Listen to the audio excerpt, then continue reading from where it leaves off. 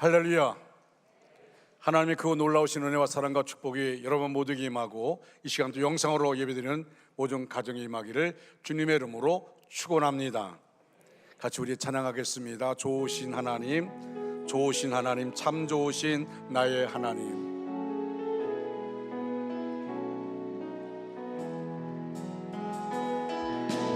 좋으신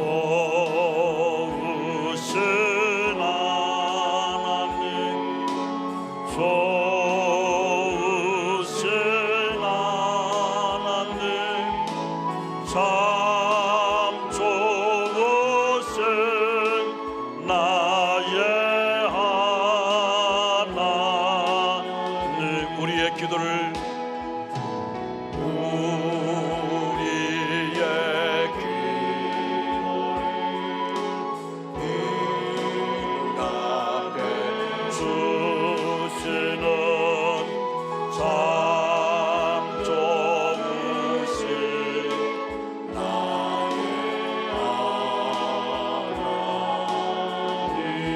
연약한 우리를 치료해 주시는 약한 우리를 치료해 주시는 참 좋으신 나의 하나님. 한없는 축복을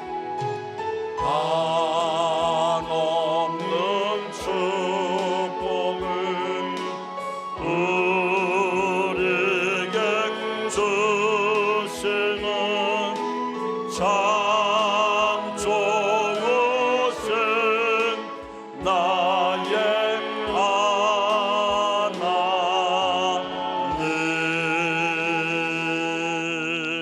할렐루야.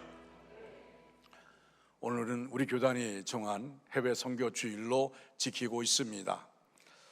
오늘은 선교하는 건강한 중앙교회가 됩시다 라는 제목으로 말씀을 전할 때 그 크신 하나님의 은혜와 사랑과 축복이 여러분 모두에게 임하기를 주님의 이름으로 축복합니다. 성경에 소개되는 많은 교회 중에 본이 되는 건강한 교회를 꼽으라고 한다면 우선 사도행전의 초대 예루살렘 교회를 꼽을 수 있습니다. 우리가 사도행전을 보면 2장부터 5장에 이르기까지 예루살렘 교회가 얼마나 건강한 교회인지, 얼마나 성령에 강하게 역사하는 교회였는지를 우리가 볼 수가 있습니다. 정말 우리가 항상 어려움 당할 때마다 초대교회로 돌아갑시다 라고 말합니다. 그러나 그 초대 예루살렘 교회가 내부적으로 교회가 사람이 많아지면서 그 성도들을 관리하는 일에 집중하면서 결국 교회의 본질이 변질되고 말았습니다. 주님께서는 오직 성령이 너에게 임하시면 너희가 권능을 받고 예루살렘과 온 유대와 사마리아 땅 끝까지 이르러 내게 증인되리라 말씀했습니다. 그런데 그들은 예루살렘에서 머물러 있는 겁니다. 많은 사람들이 모여드니까 예루살렘에 모여 있으면서 그곳에서 떡을 떼며 교제하며 그 안에서 행복을 누립니다. 그러나 주님의 말씀, 예루살렘과 온 유대와 사마리아와 땅끝까지 이르러 내 증인되라 말씀이 있는데 그들은 자기들끼리만 모여 있습니다. 결국 초대교회 예루살렘 교회가 교회 본질이 변질되어 갈 즈음에 사도행전에 우리에게 좋은 모델되는 교회가 소개되는데 그 교회가 바로 안디옥 교회입니다. 사도행전은 부활하신 예수님이 승천하시면서 하신 말씀대로 복음이 유대와 사마리아를 건너 이방 땅으로까지 뻗어나가는 과정을 기록하고 있습니다. 예루살렘 교회가 안주하고 있으니까 하나님이 예루살렘 교회에 큰 핍박이 임합니다. 스데반 집사가 순교합니다. 그리고 예루살렘 교회들이 흩어지기 시작합니다. 그들이 흩어져서 그래서 그들이 가는 곳에 교회가 세워지고 그 교회 중에 하나가 바로 안디옥 교회입니다. 사도행전 13장이 바로 선교사에게 전환점이 되는 장이라 할 수 있습니다. 선교의 중심지가 예루살렘에서 안디옥으로, 대표적인 선교사가 베드로에서 바울로, 선교 대상이 유대인에서 이방인으로, 선교지가 팔레스타인에서 지중해 연안으로 바뀌는데 핵심 역할을 하는 교회가 바로 어디입니까? 안디옥 교회입니다. 저는 교회 창립 70주년을 맞이하는 해에 오늘 해외 선교 주일을 맞이하면서 정말 우리 원주 중앙교회가 본받을 교회가 어딘가? 바로 안디옥 교회라 생각합니다. 신학성교회는 사도들이 세우지 않은 교회들이 나옵니다. 로마 교회, 골로새 교회가 대표적이요, 오늘 안디옥 교회도 그러합니다. 여러분, 안디옥은 예루살렘에서 300마일쯤 떨어져 있으며 로마와 이집트의 알렉산드리아에 이어서 로마 제국에서 세 번째로 큰 도시가 바로 이 안디옥입니다. 여러분, 정치, 경제, 문화적인 면에서 이 안디옥은 예루살렘을 능가하는 그런 도시입니다. 흩어진 성도들이 가는 곳마다 복음을 전하기는 하는데 주로 유대인들에게만 전했습니다. 그런데 흩어진 성도들 중에는 헬라인에게도 복음을 전하는 사람들이 있었습니다. 그 결과 유대인들이 주를 이루는 예루살렘 교회와는 달리 유대인이나 이방인 구별하지 않는 안디옥 교회가 생겨났습니다. 하나님의 선교 비전을 이해한 신자들이 정말 인종적 편견 없이 복음을 전함으로 세우는 교회이기 때문에 하나님이 그들과 함께 하심으로 안디옥 교회는 정말 짧은 기간에 놀라운 성장을 하게 됩니다. 예루살렘 교회가 기근으로 고생할 때에 교회 차원에서 헌금을 모아 바나바 바울 편에 보내기도 하였습니다. 오늘 우리가 해외 선교 주일을 맞이하면서 이 안디옥 교회를 때 우리가 본받을 부분이 뭔가를 같이 생각해 보고자 합니다. 첫째로 안디옥 교회는 섬김이 있었던 교회였습니다. 오늘 본문 1절을 보면 이 교회 구성원에 대해서 알 수 있습니다. 우리 1절 같이 합독하겠습니다. 안디옥 교회에 선지자들과 교사들이 있으니 곧 바나바와 니게르라 하는 시므온과 구레네 사람 루기오와 분봉왕 헤롯의 젖동생 마나인과 및 사울이라. 아멘. 자, 여기에 소개된 다섯 사람, 바나바, 시몬, 루기오, 마나인, 사울, 이 다섯 사람은 안디옥 교회를 섬기는 교회 중직자들이었습니다. 그러나 이 다섯 사람의 면면을 살펴보면 너무나 강한 개성을 가지고 있고 흩출신 지역과 출신 계급이 너무도 큰 차이가 나는 그런 사람들이었습니다. 이 사람들이 한 몸을 이루어 교회를 섬기고 그 교회가 일치해서 주님의 명령에 순종하는 교회로 만들어 간다고 하는 것은 거의 불가능할 정도로 나름대로 독특한 특색을 가진 사람들이었습니다. 여러분, 바나바가 누굽니까? 예루살렘의 사도들이 안디옥 교회를 위해서 파송한 사역자가 바로 바나바입니다. 안디옥 교회가 세워지고 그 교회가 부흥된다는 소리를 듣고 예루살렘에서 바나바를 파송했습니다. 그래서 오늘날로 말하면 이 안디옥의 단임 목사로 바나바가 들어온 겁니다. 최초의 교회 지도자였습니다. 그러기에 바나바는 안디옥 교회에서 자기의 기득권이나 지위에 대해서 권위를 주장할 수 있는 위치에 있는 사람입니다. 그는 성격이 온화하고 부드러운 사람이었습니다. 시몬이 뭡니까? 시몬의 별명이 니게로입니다. 이 니게로란 말은 흑인이란 말입니다. 시몬은 흑인 출신으로 안디옥에 와 있었습니다. 전통적으로 유대인들은 이방인들을 싫어하는데 특히 흑인들은 저주받은 자손이라고 아주 경멸했습니다. 그러나 안디옥 교회는 이런 고정관념을 극복하고 인종적 차별을 뛰어넘어 한 몸을 이루고 있었습니다. 루기오는 본문에만 한 번 나올 뿐 성경 다른 곳에서는 언급되지 않는 사람입니다. 그는 아프리카의 구레네 사람입니다. 당시 아프리카 사람이 안디옥에 와서 산다는 것은 한 가지 이유밖에 없습니다. 그것은 도망간 노예거나 석방된 노예라는 것입니다. 그렇다면 루기오는 분명 아프리카 태생의 흑인 노예였습니다. 마나인은 헤롯의 젖동생이라고 소개되어 있습니다. 여러분, 성경에 보면 헤롯이란 사람이 여러 명 등장합니다. 예수님이 탄생하실 때 예수님을 죽이려 했던 대헤롯이 있고 세례 요한을 죽인 헤롯도 있습니다. 또 사도행전 12장에 보면 사도 야고보를 죽인 사람도 헤롯 가문의 아그리파 1세였습니다. 마나인이 헤롯의 젖동생이라는 것은 마나인이 귀족 출신임을 암시하면서 동시에 기독교를 박해하는 믿는 자들을 죽인 그런 집안 사람이라는 것을 알려주는 것입니다. 그러기에 안디옥 교회가 헤롯의 젖동생을 교회 지도자로 영접했다고 하는 것은 예수님의 사랑이 아니고서는 불가능한 일입니다. 그 다음에 소개된 사람이 사울입니다. 여러분, 사울은 나중에 바울로 이름이 바뀌어진 사람입니다. 그도 기독교를 박해하던 사람이었습니다. 율법학자 출신으로 아주 강직한 성품과 깐깐한 성격의 소유자였습니다. 이처럼 안디옥 교회 안에는 느긋한 성격의 바나바와 친밀하고 깐깐한 성격의 사울이 함께 동역했던 교회였습니다. 최고의 왕족 출신 마나엔과 흑인 출신 시므온, 노예 출신 루기오가 함께 일하는 교회였습니다. 과거에 교회를 비판하던 원수였던 사람도 있었고, 지금도 교회를 비판하는 헤롯 가문의 출신의 사람도 있었습니다. 출신 지역도 다양합니다. 인간적으로 보면 이들이 한 몸을 이루어서 함께 주님을 섬긴다는 것은 불가능해 보일 정도입니다. 그러나 안디옥 교회는 성령이 함께 하시기에 한 몸이 되어서 주님을 섬기는 아름다운 교회였습니다.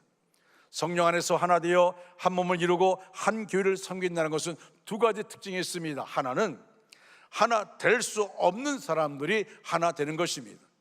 둘째는 한 몸이 되었을 때에 주님을 섬기는데 큰 일을 감당할 수 있게 되는 것입니다. 안디옥 교회 지도자들은 참으로 하나 될 수 없는 사람들이었는데 성령 안에서 하나가 되어서 함께 교회를 섬겼습니다. 그래서 1절에 보니까 1절에 이렇게 가르칩니다. 선지자들과 교사들이라고 말합니다. 여러분, 이들은 선지자들과 교사들, 다시 말하면 이들이 한 몸 되어서 교회를 섬기는 모습인데, 그들은 다양한 출신과 다양한 성격과 서로 화합할 수 없는 조건들을 가지고 있음에도 한 몸 되어서 말씀을 가르치고 말씀을 전파하였다는 것입니다. 다양한 사람들이 성령 안에서 한 몸이 되었다는 것은 그 자체가 중요한 것이 아닙니다. 하나가 되어서 무엇을 했느냐 하는 것이 중요합니다. 교회 안에서 교인들이 한 몸이 되어서 서로 친교하고 우리끼리 즐거운 모임을 만드는 것으로 끝난다면 그것은 성령 안에서 하나 된 모습이 아닙니다. 교회가 그리스도 안에서 성령으로 하나가 되었다면 그 다음에는 그 일치된 마음을 가지고 주님의 일에 힘써야 되는 것입니다. 세상을 밝히고 이 세상에 주님의 피로 값주고 사신 교회를 허락하신 그 목적을 이루어가는 것이 중요한 겁니다.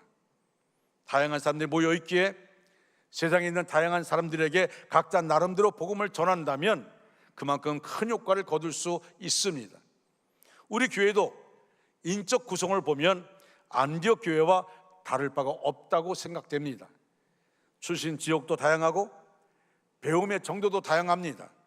직업도 다양하고 개성이 있는 성격을 가진 분들도 있어서 종종 충돌도 일어나는 게 사실입니다. 마치 안디옥 교회 지도자들이 여러 가지 면에서 다양한 사람들인 것처럼 우리 교회에도 다양한 사람들이 모여 있습니다. 그렇다면 우리도 안디옥 교회와 같이 될 수 있는 똑같은 조건에 있는 교회입니다. 그래서 우리는 더욱더 안디옥 교회를 본받아야 합니다. 이 다양한 인적 구성이 오히려 우리 교회를 성장시키고 다양한 역할을 감당하는 데 큰 도움이 될 수 있기 때문입니다. 우리는 예수님을 사랑하고 예수님에게 붙잡히면 된 성도들이기 때문에 원주 중앙교회를 섬기는 한 공동체를 이루고 있습니다. 이제 이 교회에 속해 있다는 것만으로 우리의 일이 끝난 것이 아닙니다. 원주 중앙교회에 내가 한 성도라는 것으로 끝나서는 안 됩니다. 무엇이니까 무엇인가를 해야 합니다.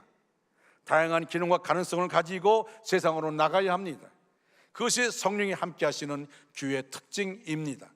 바라기는 우리 중앙교회 믿음의 식구들은 여러 가지 다양한 서로의 모습을 인정하고 성령 안에서 한 몸을 이루면서 주님이 쓰시기 합당한 신앙인들 다 되어지기를 주님의 이름으로 축복합니다. 두 번째로 안디옥 교회는 섬기는 교회였습니다. 오늘 본문 2절 말씀, 2절을 다 같이 큰 소리로 읽겠습니다. 시작. 주를 섬겨 금식할 때에 성령이 이르시되 내가 불러 시키는 일을 위하여 바나바와 사울을 따로 세우라 하시니. 아멘. 자, 주를 섬겨 금식할 때에 성령이 이르시되 내가 불러시키는 일을 위하여 바나바와 바울을 따로 세우라 하시니, 이 두 가지를 봅니다. 하나는 예배가 살아있는 교회였습니다. 주를 섬겨 금식할 때라고 했습니다. 여기 섬긴다는 것은 봉사하는 의미와 함께 하나님을 섬기는 예배 행위를 뜻하기도 합니다. 그래서 공동 번역에서는 이 말을 주님께 예배 드리고 있을 때에, 주님께 예배 드리고 있을 때에 성령이 임하셨어.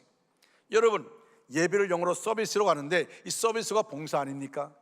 여기서 분명히 알아야 할 것이 있습니다.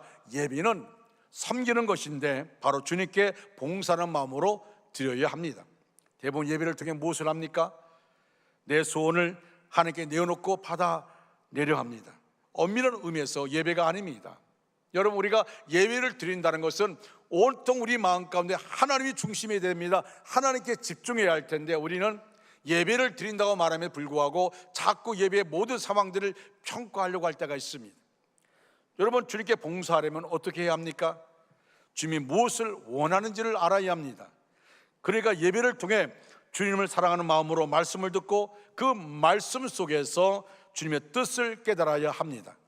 그래야 주님의 뜻대로 주님을 위해서 봉사할 수 있지 않겠습니까? 섬긴다는 것은 마음을 바치는 것입니다. 우러러 보는 것입니다. 말씀을 통해 음성을 기다리는 것입니다. 이것이 바로 예배입니다. 오늘날 우리의 예배에서 우리가 가장 문제가 되는 것이 무엇입니까? 의무적으로 드려지는 형식화된 예배입니다. 의무감에 사로잡혀서 그냥 드리는 예배는 의미가 없습니다. 형식화된 예배는 시간이 되어서 그냥 와서 예배를 드리는 것입니다. 그리고 예배를 드리지만 내가 참여하는 기쁨과 감격의 예배가 아닙니다. 내가 예배를 드리는 주체자가 되는 것이 아니라 내가 예배의 관람자가 되는 것입니다. 여러분, 나는 어떻습니까? 혹시 나는 예배의 관람자가 되지는 않았습니까? 형식화된 예배를 극복하고 최상의 예배를 드리기를 원하십니까? 하나님께서 역사하시고 응답이 있는 감동적인 예배를 드리기를 원하십니까? 최상의 예배는 최상의 준비에서 드려집니다. 할 수만 있다면 하나님과의 풍성한 만남을 위해서 우리가 금식도 하십시오.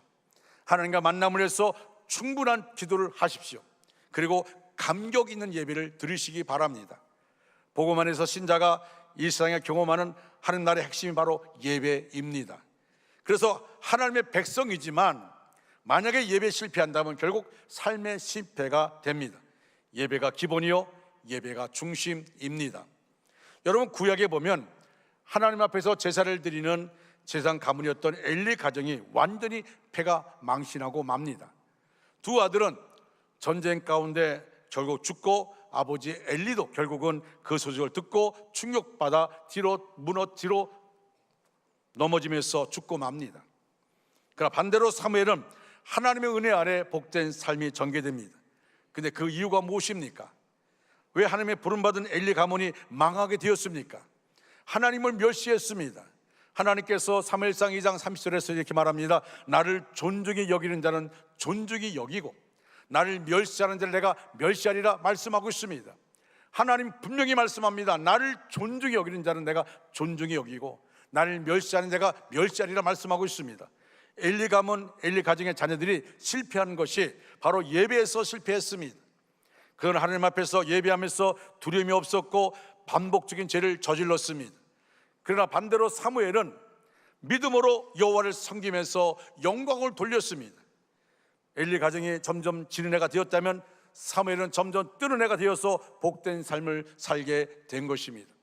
사랑하는 온주 중앙교회 성도 여러분, 여러분은 2024년도 예배의 승리자가 되기를 간절히 소원합니다. 하나님이 기뻐 받으시는 진정한 예배자가 되기를 간절히 소원합니다. 형식화된 예배가 아니라 하나님이 받으시는 예배, 하나님께 집중하는 예배를 드리는 저와 여러분 되기를 주님의 이름으로 축원합니다. 또한 순종하는 교회였습니다. 오늘 본문 3절 말씀을 다 같이 읽겠습니다. 이에 금식하며 기도하고 두 사람에게 안수하여 보내니라. 아멘. 자, 2절 3절을 보면 성령께서 말씀하신 대로 그대로 순종했습니다. 여러분, 주님의 말씀을 듣는 것과 함께 꼭 유념해야 할 것은 들은 대로 순종해야 한다는 것입니다. 신앙생활 중에 가장 소중한 덕목 중 하나가 바로 순종입니다. 아무리 좋은 말씀을 듣고 마음의 감동을 받는다 해도 순종하지 않으면 헛일입니다. 아무리 성령께서 내게 말씀하셔도 성령께서 이르시되 하셔도 내가 순종하지 않으면 헛일입니다. 그래서 뭐라고 합니까? 순종은 제사보다 낫다고 말씀하고 있습니다. 순종은 내가 하고 싶으면 하고 하기 싫으면 하지 않는 것이 아닙니다. 하기 싫어도 나는 그렇게 생각하지 않아도 주님 명령이니까 무조건 순종하는 것입니다. 무조건 하는 것이 바로 순종입니다. 우리 중앙교회는 중보기도가 강한 교회입니다.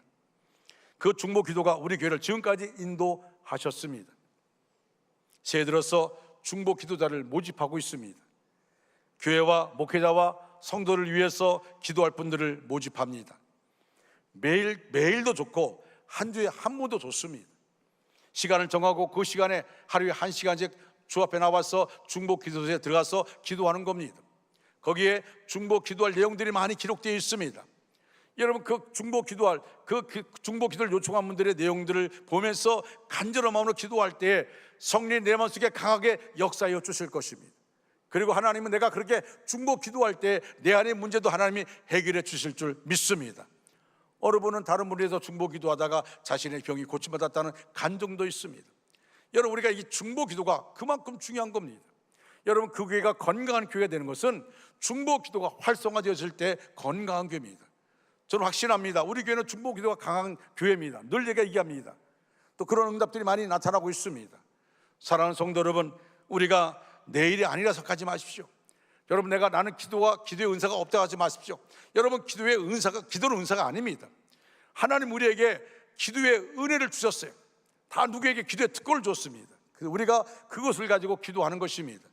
여러분들 많은 분들이 중보기도에 여러분 등록하시고 너무 많아서 더 기뻐할 수 있는 그런 시간들 가지시기를 바랍니다. 저는 중보기도실에서 기도하는 분들도 있고 너무 많아서 그래서 중예배실에서 항상 십자가 불이 켜 있습니다. 거기서 기도하는 분들도 생겼으면 좋겠습니다. 설계 황태자 스펄전 목사가 사역하던 런던의 교회는 당시 2만 명 이상 모이는 교회였습니다. 너무도 소문난 교회입니다. 성령에 충만하며 하나님의 능력과 영광으로 불타오르던 교회였습니다. 스펄전 목사님이 목회하는 동안에 많은 분들이 어떻게 그렇게 많은 부흥하느냐 그걸 알고 싶어서 그 교회로 모여듭니다. 그때마다 스펄전 목사님은 그들에게 어떤 부흥의 방법론을 내가 설교를 잘해서 뭐가 어때서 그런 게 아니라 항상 그들 데리고 그리고 아래층으로 내려갑니다. 그곳에서는 기도하는 성도들이 많았는데 그는 성도들의 모습을 자연스럽게 보여주며 이렇게 말합니다. 이것이 제 목회의 비밀입니다. 그들이 나의 힘이며 우리 교회 발전소입니다. 그렇습니다. 스펄전 목사님의 탁월한 설교가 바로 거기서 시작된 것입니다. 여러분 그 교회가 부흥된 이유가 바로 거기서 시작된 것입니다. 여러분 우리는 목사가 설교를 잘해서라고 말하지만 아닙니다. 바로 그 중보기도를 통해서 시작된 겁니다. 지금 이 시간도 제가 설교하는 걸 위해서 중보기도하는 분들이 있습니다. 하나님이 이렇게 역사하여 주시는 것입니다. 여러분 그 교회가 스펄전 목사가 은퇴한 다음에 그 교회를 떠났을 때 어떤 일이 일어난지 아십니까? 그 교회가 정말 비틀거리기 시작했습니다. 그 비틀거리는 이유가 뭔지 아십니까? 바로 교회 몰락 원인 중 하나가 정말 중요한 것이 뭐냐면 기도의 뜨거움이 사라졌다는 것입니다. 기도의 뜨거움이 사라지고 나니까 교회가 비틀거리게 된 것입니다. 기도가 사라질 때 하나님은 영광을 교회에서 거두십니다. 기도는 교회를 움직이고 발전시키는 힘이 있기 때문에 그렇습니다. 우리는 날마다 하나님의 음성을 듣기 위해서 기도에 무릎을 꿇어야 합니다. 그리고 성령님께 민감해야 합니다. 여러분 모두 열린 길을 갖기를 주님의 이름으로 부탁을 드립니다. 날마다 기도하면서 말씀의 귀를 기울이고 성령의 음성을 자주 듣는 우리 모두가 되어지기를 주님의 이름으로 축원합니다. 세 번째로 안디옥 교회는 선교하라는 명령에 순종한 교회입니다. 교회는 하나님의 교회입니다. 아무개 교회가 아닙니다. 누구의 교회가 아닙니다. 교회는 하나님의 교회요 주님의 교회입니다. 교회는 성령이 사용하시는 도구입니다. 그러기에 하나님께서 명령하시면 교회는 언제든지 순종해야 합니다. 교회가 하나님의 도구로 하나님의 명령을 순종하는 가장 확실한 증거가 뭡니까? 복음을 증거하는 것입니다. 선교가 없는 교회는 하나님의 명령을 잊어버린 교회요, 진정한 의미에서 성령의 이끌림 받는 성숙한 교회라고 할 수가 없습니다. 하나님 오늘도 우리 중앙교회를 향하여 선교하라고 말씀합니다. 선교하고 전도하라고 말씀하고 있습니다. 저는 지난번에 새 신자가 왔을 때에 그 밑에 자막을 보면서 얼마나 감격스러운지 몰라요. 학교 전도팀을 통해서 우리 교회 등록하게 되었다는 겁니다.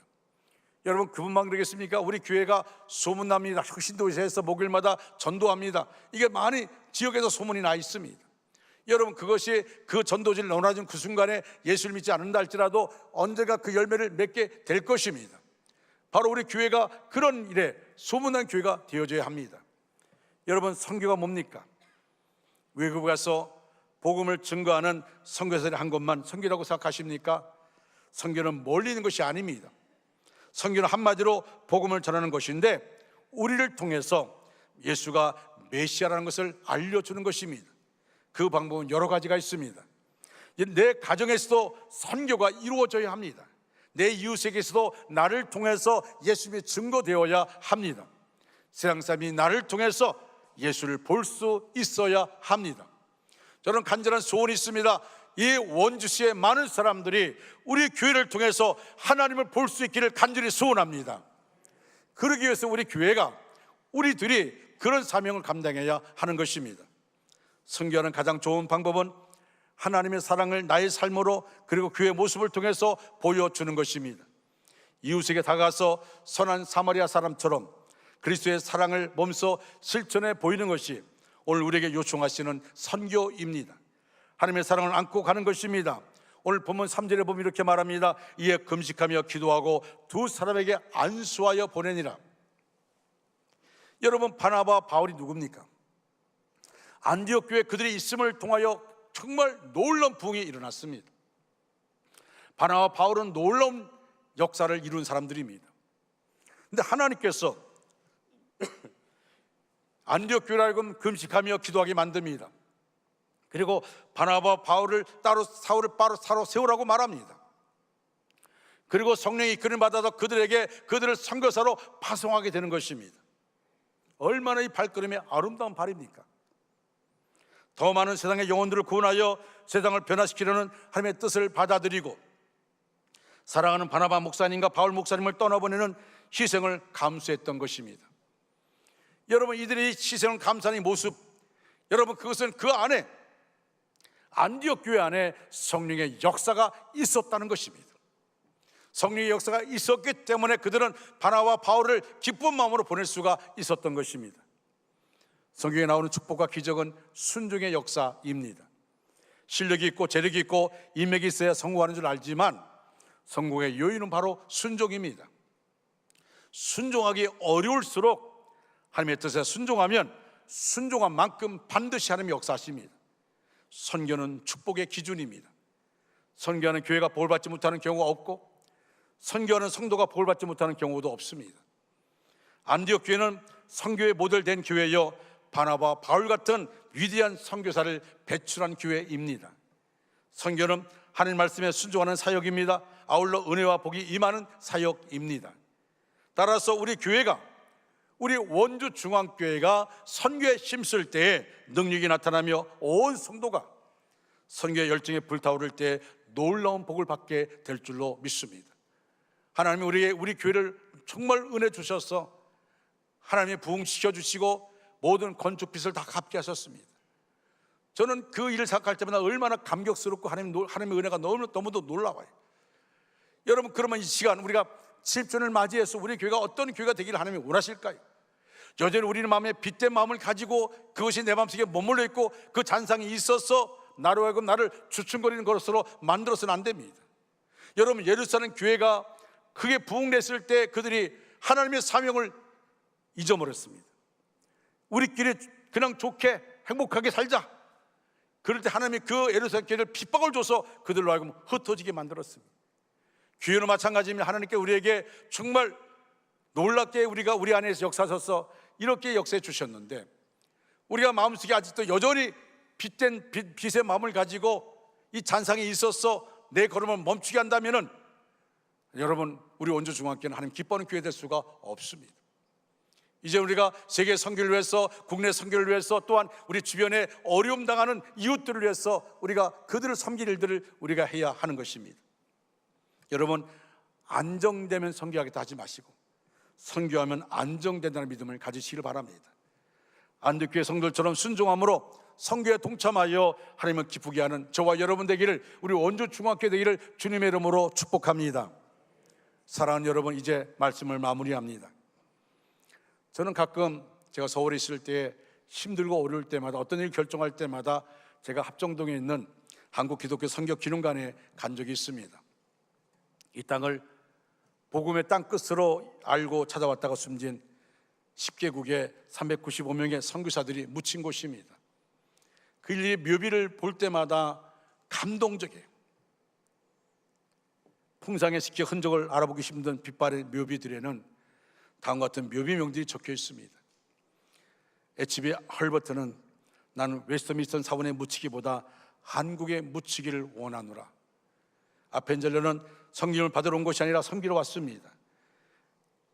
알랄 캐드릭은 나에게 천의 생명이 주어진다 해도 그 모두를 한국에 바치리라. 여러분, 그들의 그 헌신, 그 피 흘림, 그 순교를 통하여 우리 한국교회가 이렇게 부흥된 것입니다. 우리가 예수 그리스도를 믿고 구원을 얻게 된 것은 이와 같은 선교사님들의 생명 바친 헌신이 있었기 때문이 아니겠습니까? 그래서 우리 교회와 우리 성도들은 이 복음의 빛을 갚아야 하는 것입니다. 우리가 선교사로 갈 수는 없어도 뒤에서 후원하고 격려할 수 있는 좋은 후원자는 될 수 있습니다.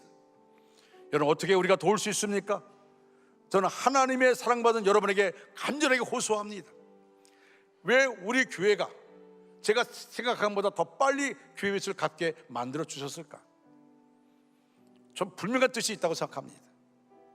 여러분들의 성전을 밟고 있는 한, 이 교회에서 신앙사라고 있는 한 선교에 실업자가 없기를 바랍니다. 액수가 많든 적든 우리 모두 선교에 동참할 수 있습니다. 여러분이 나눠드린 선교 약정서에 적은 액수라도 적어서 선교에 동참하시기 바랍니다. 오살도 스미스 목사님 이렇게 말합니다. 선교하지 않는 교회는 화석처럼 되고 말 것이다. 무서운 경고 말씀입니다. 선교하지 않는 교회는 화석처럼 되고 말 것이다. 흐르는 샘이 썩지 않듯이 선교하는 심령, 선교하는 가정, 선교하는 사업장, 선교하는 교회는 살아 꿈틀거리게 될 것입니다. 교회 창립 7주년을 맞이하는 올해에는 전 성도가 보내는 선교사들이 되시고 여러분과 자손들이 하나님의 큰 복을 받는, 그래서 삶의 간증이 있는 저와 여러분 되기를 주님의 이름으로 축원합니다. 다 같이 자리에 일어나셔서 찬양하겠습니다.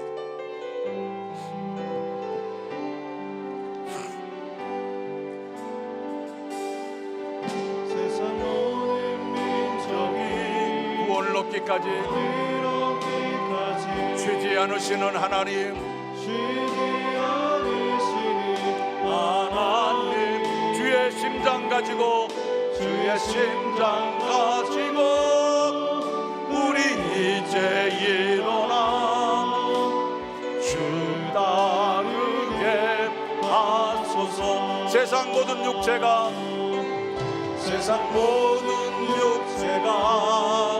주의 영광 보도록 우릴 부르시는 하나님, 주의 손과 발 되어 세상을 치유하며 주 섬기게 하소서. 우리 바다 덮음같이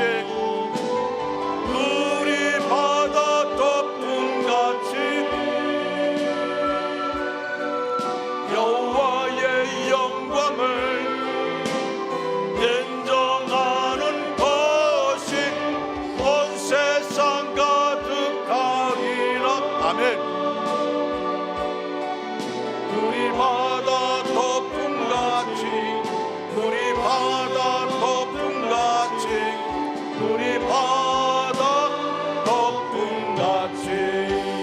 그날에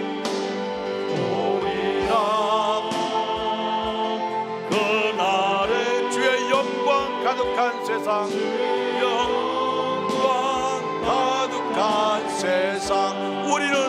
되리. 우리는 듣게 되리. 온 세상 가득한 승리의 함성. 아멘. 믿습니다. 우리 바다 덮음같이 여호와의 영광을 인정하는 것이 온 세상 가득하리라. 아멘. 우리 바다 덮음같이 우리 바다 덮음같이 우리 바다 덮음 우리 바다 덮음같이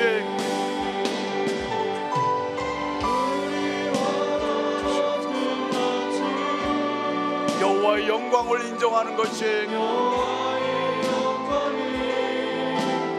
인정하는 것이 온 세상 가득하리라. 아멘. 우리 바다 덮음같이 우리 바다 덮음같이 우리 바다 덮음같이.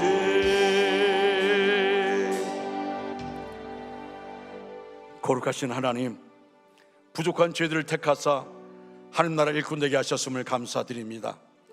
우리를 구원해 주시고 택해 주셔서 귀한 사명 맡겨주신 주님께 감사드립니다. 오늘 말씀 붙잡고 선교의 사명을 감당하게 하여 주시옵소서.